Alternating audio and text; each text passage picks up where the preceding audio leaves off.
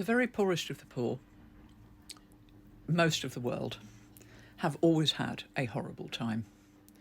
They have been enslaved, they've been indentured, they've had a vile time, they've had virtually no rights. We know that.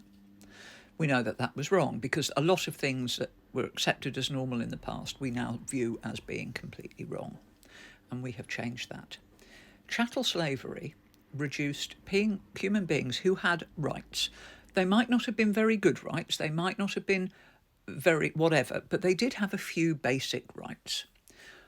One of them was that they owned their own body.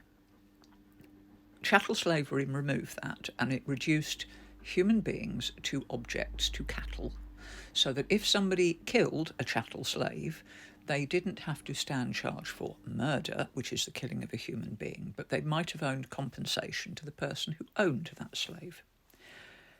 Slavery's always happened. We know that's always happened. That's not in thing. It's always been a thing back millennium. We know that. The problem is the Industrial Revolution didn't just industrialise machinery, it industrialised slavery. Everybody working, no matter how poor, in the Industrial Revolution, as I have said, no matter how badly paid, no matter how few their rights, technically had a chance to get out of that.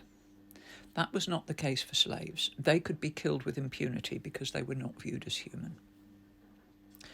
I am always worried about people who refuse to look at the past. We can't change the past.